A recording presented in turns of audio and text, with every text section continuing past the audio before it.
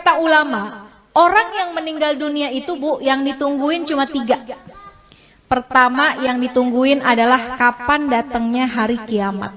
Tuh yang ditungguin sama yang udah meninggal dunia. Kalau orang yang meninggal dunia orang soleh, ahli ibadah, sekalipun wafatnya udah puluhan tahun, ratusan tahun, tapi ketika dia di dalam kubur rasanya kayak cepet banget, gak terasa. Kenapa? Karena Allah berikan hadiah kuburnya menjadi taman-taman surga. Kita berharap kita bisa model kayak begitu.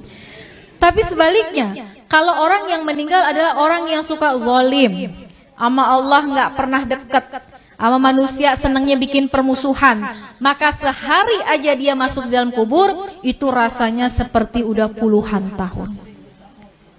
Udah bisa sampai ribuan tahun rasanya. Maka orang yang ada dalam kubur yang meninggal dunia nungguin kapan sih datangnya hari kiamat. Orang baik pengen buru-buru cepat supaya bisa segera masuk dan menikmati keindahan surganya Allah Subhanahu wa ta'ala. Orang-orang sebaliknya, orang-orang yang jahat, yang zalim pengen buru-buru juga datang hari kiamat. Dia pikir kelar siksaan kubur udah selesai. Padahal masih banyak siksaan yang lebih besar, yaitu ketika datangnya hari kiamat. Maka pertama orang yang meninggal nungguin kapan datangnya hari kiamat. Yang kedua, orang yang sudah meninggal kata ulama yang ditungguin kiriman doa dari yang masih hidup. Makanya kalau peringatan haul kayak gini Bu, yang paling girang adalah orang yang dihaulin.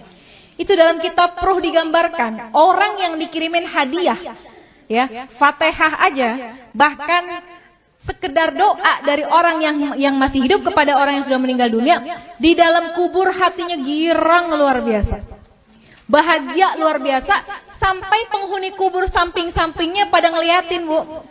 Kayak orang lagi di pesantren, ditengokin sama orang tuanya dibawain makanan, kan teman-temannya pada ngeliatin tuh ya. Itu sama ceritanya seperti apa yang ada dalam kubur. Kalau orang tua kita dikirimin Fatihah, dikirimin doa sama anaknya, maka girang banget hati orang tua kita. Tuh penghuni kubur lainnya pada ngintip. Kalau bahasa kita dikirimin apaan sih gitu ya. Maka mereka sangat menunggu kiriman doa daripada keluarganya yang masih hidup di dunia. Bahkan diceritain Bu, kalau yang ngirimin anaknya, keturunannya itu malaikat akan membawa doanya menggunakan nampan yang terbuat dari emas. Punya nggak nampan dari emas? Nggak ada. Tapi Masya Allah ketika kita meninggal dunia, malaikat hadirkan doa. Bisa jadi doa itu berupa ampunan, bisa jadi doa itu adalah rahmat yang dikirimkan oleh anak kita yang masih hidup di dunia. Maka yang ditunggu-tunggu itu doa. Makanya Bu, kenapa kita penting banget punya anak yang ngerti agama, supaya ketika kita meninggal dunia, Fatihah nggak lepas dari lisannya. Yasin yang dibaca dikirimkan pahalanya buat kita.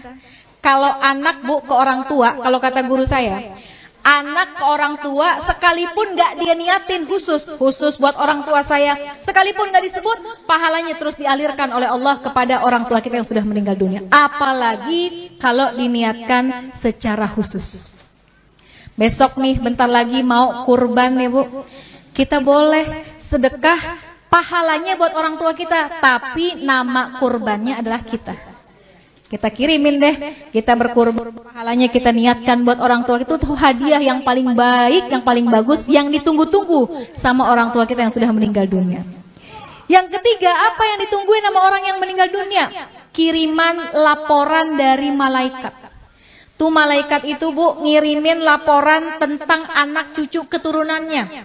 Kalau anak-anaknya pada soleh, soleha, pada ahli ibadah, orang tua kita girang di dalam kuburnya. Ya Allah, girang hatinya. Tapi kalau yang disampaikan oleh malaikat, anak-anaknya pada berantem, anak-anaknya ninggalin sholat, anak-anaknya pada nggak akur satu sama lain, itu juga berita itu akan sampai kepada orang tua kita.